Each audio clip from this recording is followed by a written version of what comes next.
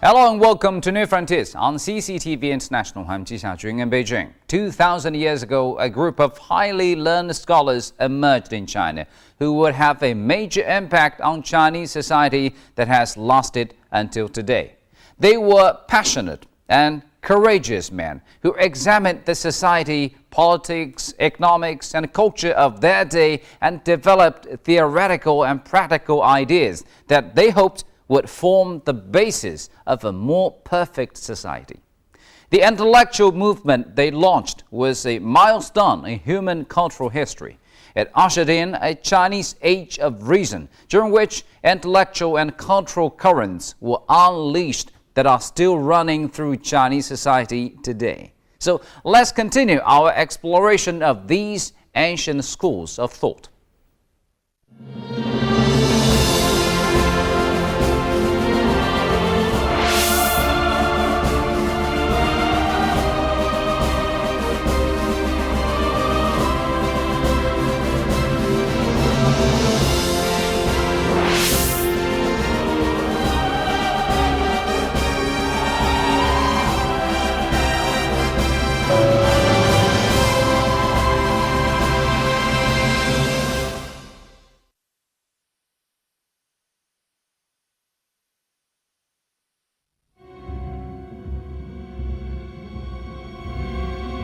In the year 506 BC, the king of Wu made Sunzi a general, and the new general then led the Wu army against the state of Chu.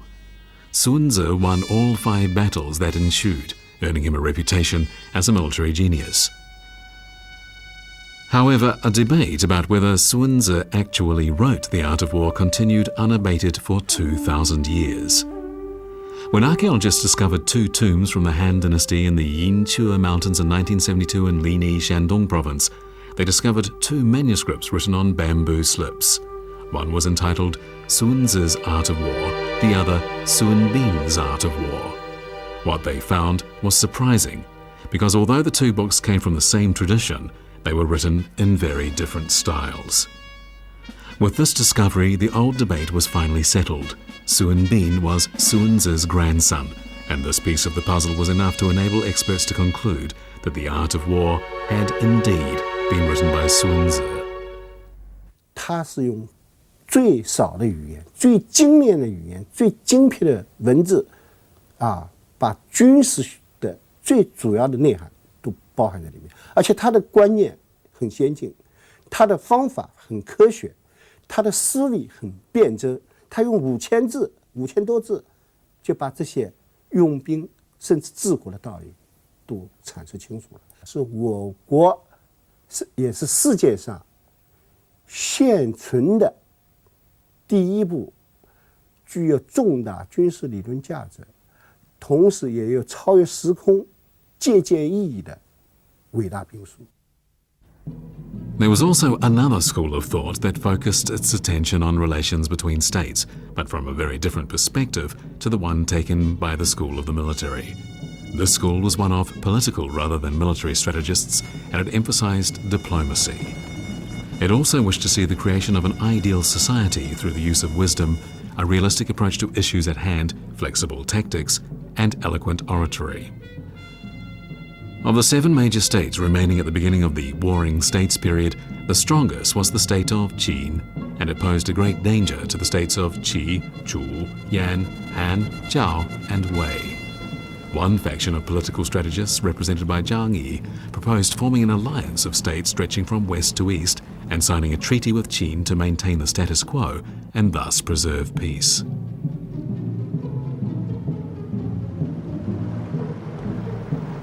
Another faction, represented by Su Qin, proposed a north to south alliance of states to raise an army that would be strong enough to resist a Qin invasion. The idea being that if Qin invaded any one of the 6 states, they would all fight Qin together.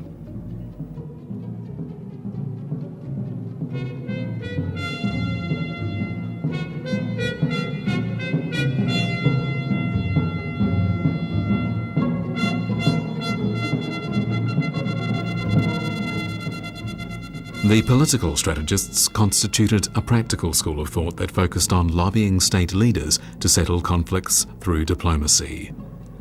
The most outstanding of these political strategists was Su Qin, a man of extraordinary eloquence who was highly skilled at persuading state leaders. Su Qin went first to the state of Qin, but when he was spurned by the king of Qin, he then made his way to the states lying to the east.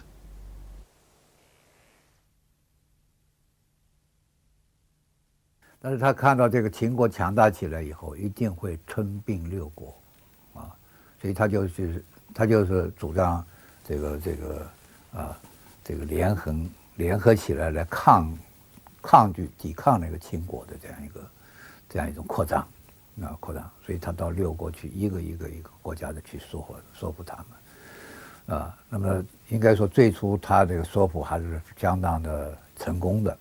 六个诸侯国呢，都这个被他给说服了，而且都封他为宰相。 Su Qin was the only person in Chinese history, and probably the history of the world, to simultaneously hold the position of Prime Minister in 6 different states. In that most dramatic of times, he was able to use his talents to exert an influence on the whole world in a single night. Even though they only held the station of ordinary citizen, Su Qin and the other political strategists were able to defeat countless powerful warlords using only the tongue as a weapon. In the specific conditions of the time, they exhibited extraordinary wisdom and creativity. They were the earliest and most unique practitioners of diplomacy in China's 5,000 years of history, and their activities had a great impact on the political and military events of the time. Most of the extant records of the political strategists are recorded in Stratagems of the Warring States.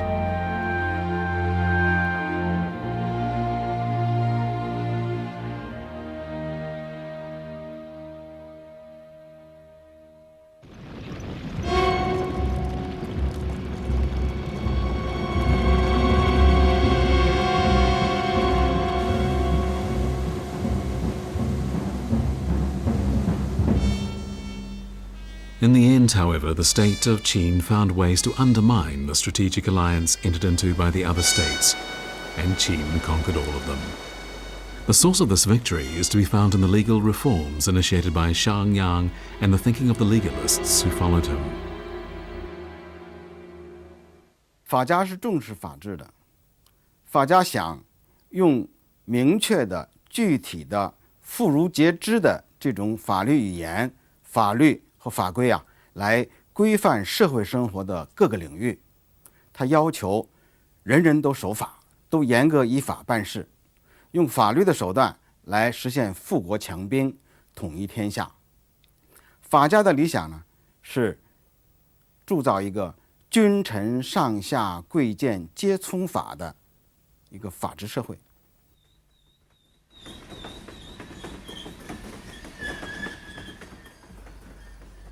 In 1975, at a Qin Tumen Shui Hudi Hubei province, archaeologists made a remarkable discovery. In addition to lacquerware, pottery and bronze articles and various kinds of food, they uncovered a treasure trove of documents written on bamboo slips. From these bamboo slips, it was discovered that the tomb was that of a minor legal official in the Qin court who had been so engrossed in his work that he had written down details of Qin law and the cases he had handled on bamboo slips. Fortunately for historians, after he died, these bamboo slips, which number more than 1,100, were buried with him. These records provide us with an intimate look into the Qin legal system and reveal how the arrival of a man named Shang Yang transformed a small, poor state on the fringes of civilization into a powerful country capable of subduing the rest of China.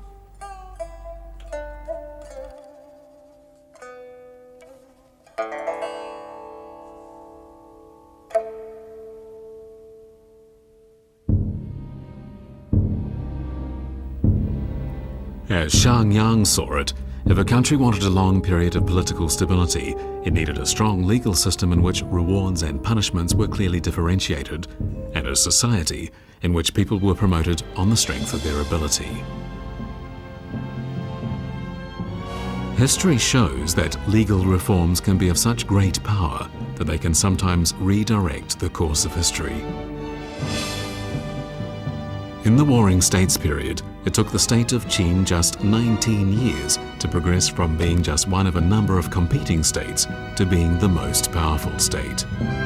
This was a truly impressive example of legal reform in Chinese history, and its success portended the coming of a massive restructuring of society that would end a way of life that had prevailed in China for 550 years.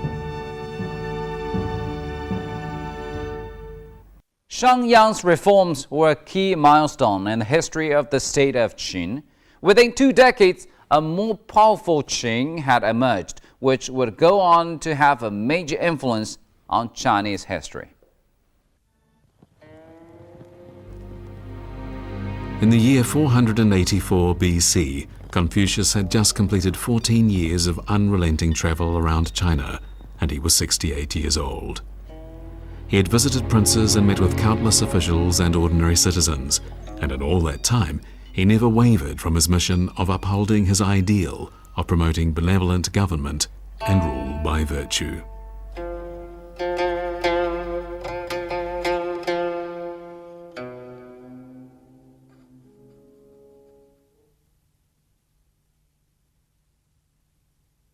他就回到鲁国来教学生，他希望能教出一批有学问、有道德、有才能的人啊，来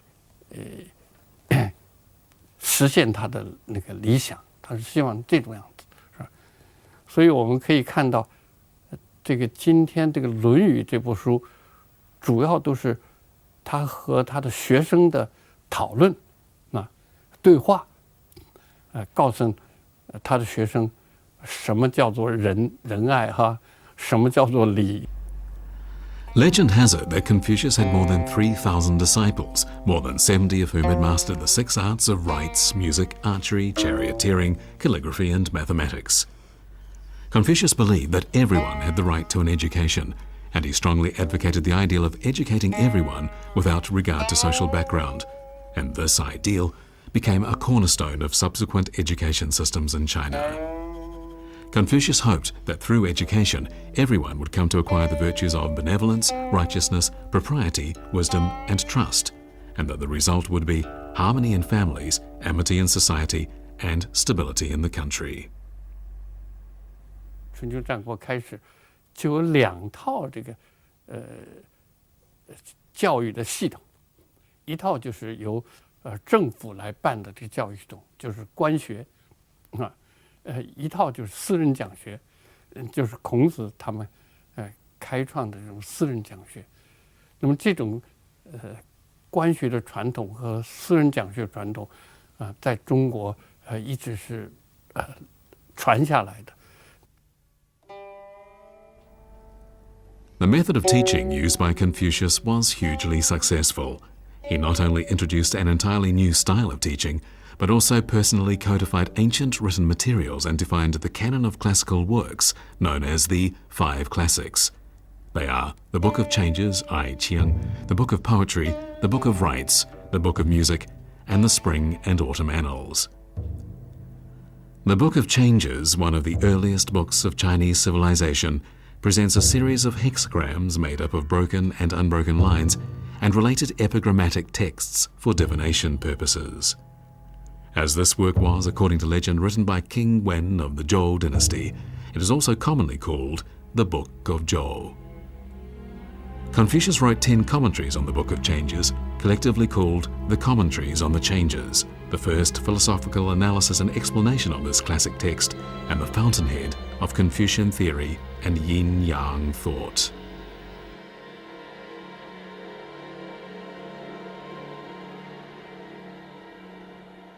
中国民族的精神的形成产生了非常重要的作用。为什么呢？因为孔子在《易传》上对这个他用这个天行健，君子自强不息来形容这种阳刚精神，用地势坤，君子厚德载物来形容这种阴柔的精神。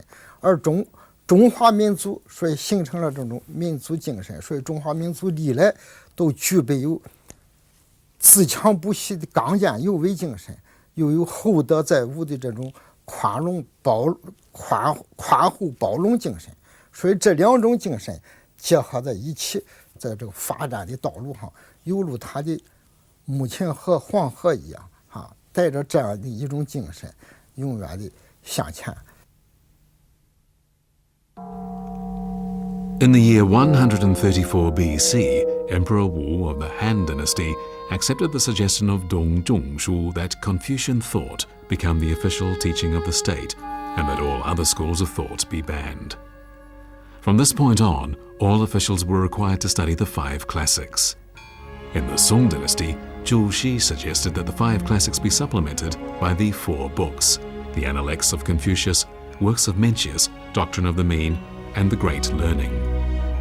From then on, the 5 classics and the 4 books were the main focus of study by Chinese intellectuals from the cradle to the grave, and they served as the basis for personal cultivation and social advancement.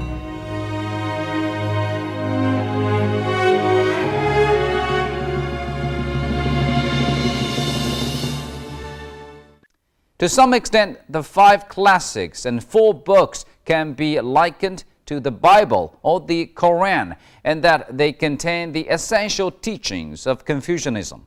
Moreover, they also have an important place in Chinese culture. This signboard, inscribed in the handwriting of Emperor Kangxi of the Qing dynasty, which hangs in Confucian Temple in Beijing, is a testament to the great esteem in which later emperors held Confucius. Today, there are more than 200 Confucian schools worldwide sponsored by the Chinese government, and they all foster the Confucian ideal of great harmony. Under the guidance of Confucius, the Chinese nation entered a period in which 100 schools of thought flourished and countless new ideas competed for acceptance. This vibrant intellectual climate continued on down through the Warring States period.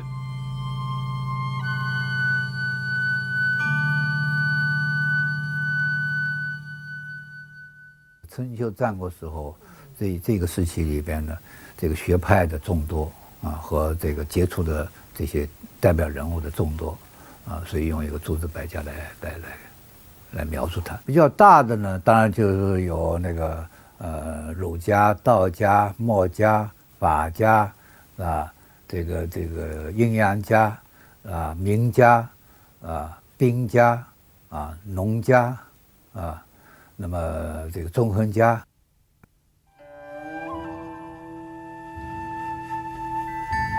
The experiment launched by the greatest social transformation in Chinese history had already been underway for more than 400 years, and the questions of how to select the best of the competing ideas and how to rule a unified country in which these ideas could compete freely were on the minds of rulers everywhere. One of the first states to address these questions was the powerful state of Qi, which poured a great deal of manpower, materials and money into establishing Jixia Academy in present-day Zibo in today's Shandong province. Renowned scholars were invited to the academy, and there they were free to debate, write and promote their own teachings.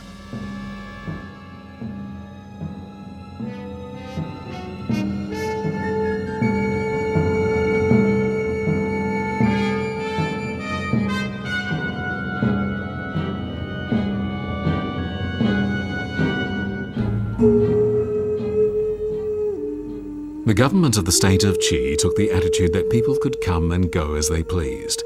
It gave awards to scholars so that they could freely pursue their research and discuss all matters of interest. It also conferred offices and awards on scholars on the basis of their accomplishments. And whenever a scholar achieved renown among his peers, he became known as a Jixia master. At a Jixia Academy, the most outstanding scholars from all over China were able to discuss current events and the state of the world, and they could exchange opinions on history and what the future might hold.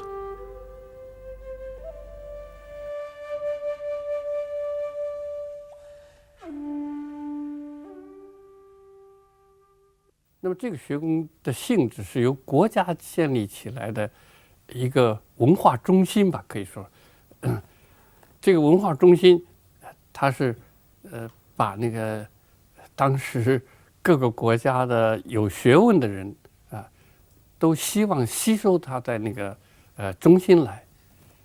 那么据说最盛的时候，大概有上千人在这个中心里面讲学。The famous Confucians Mencius and Xunzi were once Jixia masters.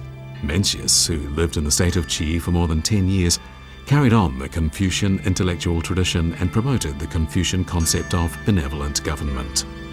He believed that in the same way you can't draw squares and circles without a ruler and a compass, it was impossible to bring order to a country without rituals and music. He felt that countries could not be ruled effectively through coercion and force, and advocated the way of the king as opposed to the way of the tyrant. The doctrines of both Confucius and Mencius lie at the core of Confucian culture, and after his death, the reputation of Mencius was second only to that of Confucius. Xunzi arrived at Jixia Academy not long after the death of Mencius, and there he served 3 terms as the head of the academy. In his view, demarcations between the social classes could not guarantee social harmony, and while he didn't believe perfection was possible, he nevertheless felt that ritual was important for good government and social order, with laws and music playing a supporting role. In effect, Xunzi was able to bring together the great cultural achievements and contributions of the 100 schools of thought of pre-Qin dynasty China. 所以以后，各朝学术繁荣的情况底下，都是出现这种百家争鸣的情况。如果一个社会，假如它这个花园里头只有单一的一种花，我想那是不一定很美的。如果它有各种各样的花配合起来，可能是一个非常美丽的大花园。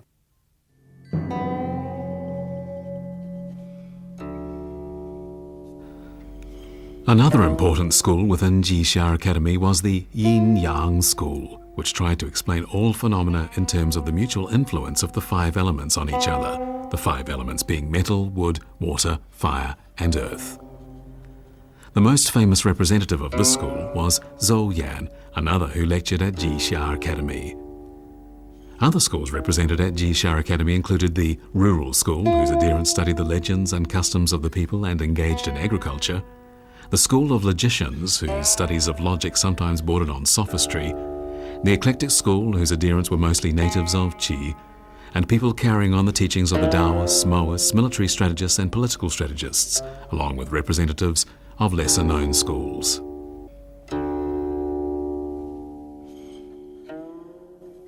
诸子百家到了汉代已经被归纳成6家了，对吧？而这6家又相互的结合，到最后就这个统合成了儒道2家了。一直到后来在这个佛教传进来，中国的传统文化格局基本上确立了，就儒释道3家。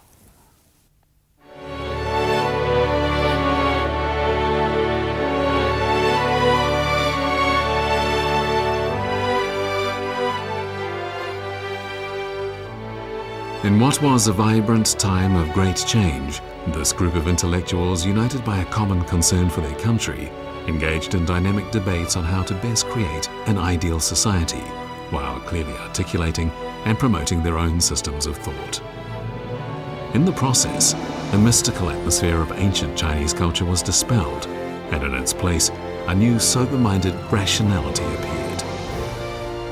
Even though we're now separated from that great age of reason by more than 2,000 years, it is nevertheless the very foundation and source of latter-day Chinese culture and thought. And today, its flame of rationality still shines over the land of China.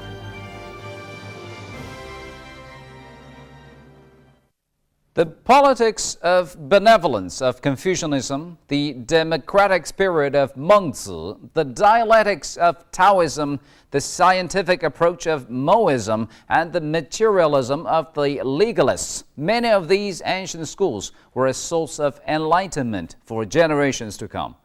Confucianism and Taoism in particular have not only penetrated every aspect of life in China, they have also extended their influence across Asia and the West. As such, they are a major part of the heritage of all humanity.